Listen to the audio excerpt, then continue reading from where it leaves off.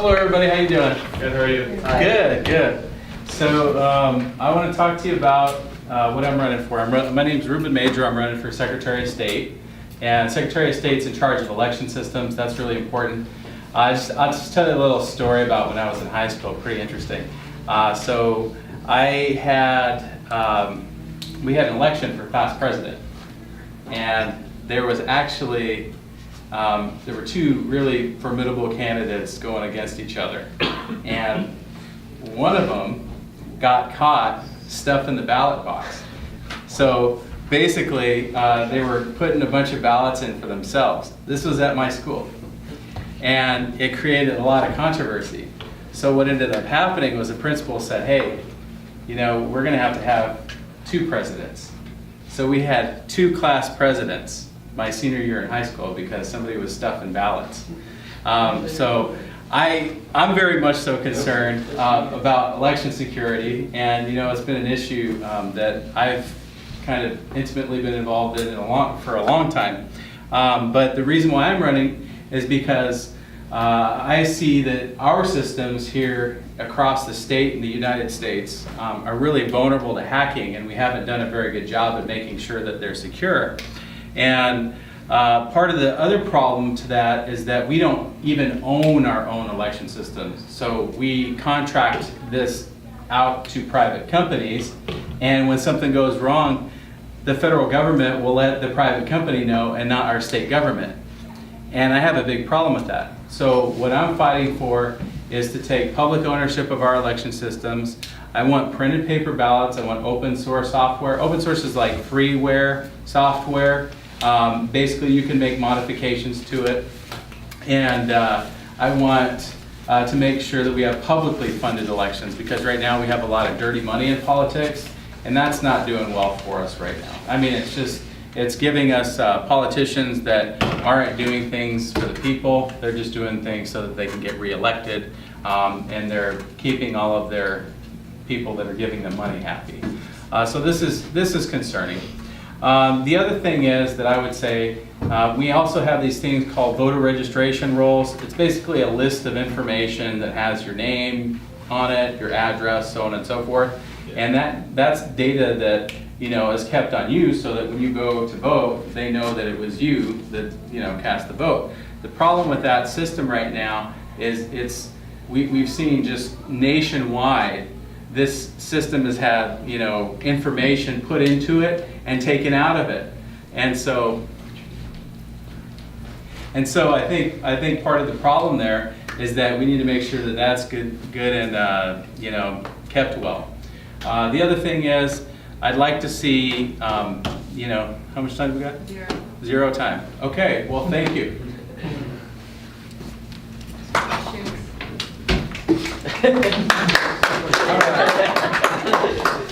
Does anyone have any questions? Yeah, sure. Do I have to?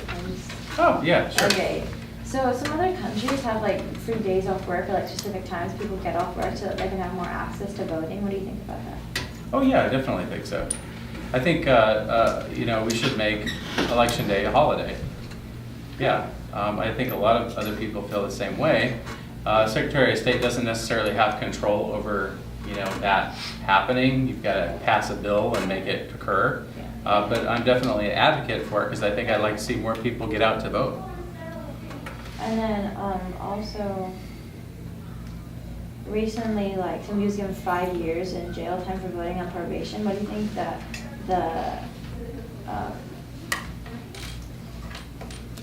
there's a word that I'm looking for. When you get, That's okay. what do you think? You know what I'm trying to say? Like when you get reprimanded for the consequence. Yeah. What should the consequence be for like voting on probation or in other similar cases when you're supposed to? Well, it's interesting. So, a person that has, committed a crime, you're talking about somebody who's committed a crime and they're being punished, and they weren't supposed to go vote, and they did. Unfortunately, and they were given 5 years of probation for voting while they were on probation? No, 5 years of, I see it, no, I can have it on my phone, my phone's Yeah. dead, but. Yeah. It wasn't in California though, I don't think. Okay. stuff. But like, what do you think, that's just like a reference point, what do you think the consequence should be? For voting when you're not supposed to? Yeah, depending on like different circumstances, like if you're on probation or if you like have a fake identity, et cetera, stuff like that. I don't think you should do that. If you're not eligible to vote, you shouldn't be voting. As far as the consequences are concerned, I think the courts will set that, but, you know, I don't think we don't have any jurisdiction or oversight over that. Okay. And I thought if you go to jail, then you can't vote. Yeah, Probation. yeah, in some cases, until you've, you know, paid your debt to society, yeah. Anybody else? Can you talk about the part where you talk about hacking? Yeah. Something about hacking? Yeah. I get that. So, yeah, so, you know, it's complex. The thing is that we've got a lot of different points into our voting systems right now where there's potential for somebody to hack into them. And we're not doing a good job making sure that our information is secured, that our systems are secured. There's a lot of vulnerabilities. Just to give you an example, there was a study that recently came out. It's called the Center for American Progress study. It gives California a rating of a C. We're the technological capital of the entire world. I mean, people flock here from everywhere to, you know, study in our universities, to work in these tech companies, and we can't have an A+ voting system. I mean, what is going on? Why are we contracting out? Did you know we contract out our voting systems to not just private companies, but also foreign companies? I mean, foreign companies that are located in another country are in charge of some of our election systems. Is that okay with you?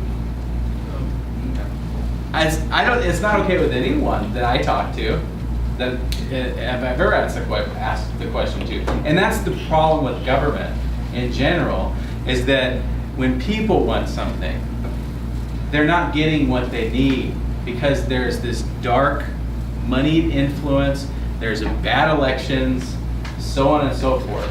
So what I'm fighting for is to make sure that, you know, what you want, the people want, is actually happening in government. And that's why I don't take any of that dirty money. I don't take any corporate donations at all. So I just take money from individuals to run my campaign because I believe that the people need to be represented in government. Another question. What do you think about utilizing the NSA to stop hacking and stuff? Can you be more specific? Like stop cyber attacks or like the voting ballots? About using them to help us? Yeah. So this is an interesting one. So if we were to get information from the NSA or the federal government and they said, hey, you know, tell us what's going on, or they said, hey, we've got a problem with the systems, then I think that's great because then we can address that. But what's happened here in the state is that the federal government will let the vendor know first, so they'll let these private companies know when there's a problem with the election systems and not us. They waited last year almost 9 months to let us know after they let the private company know that there was a problem with the voting systems. So I think that's problematic. That's why we need to take public ownership of our election systems. The other thing is that's important to that as well is that each state owns their own election system. So it's like 50 different states own how their systems work because we are a republic, a representative democracy, and the fact is that these states have contracted out to companies. And I want to make sure that we have the not just the responsibility of making sure that our elections are secure, but actually implementing that and not giving it off to a private company to take care of. I think that's real problematic. I hope that answers your question. All right, time's up. All right. Well, thank you very much for coming.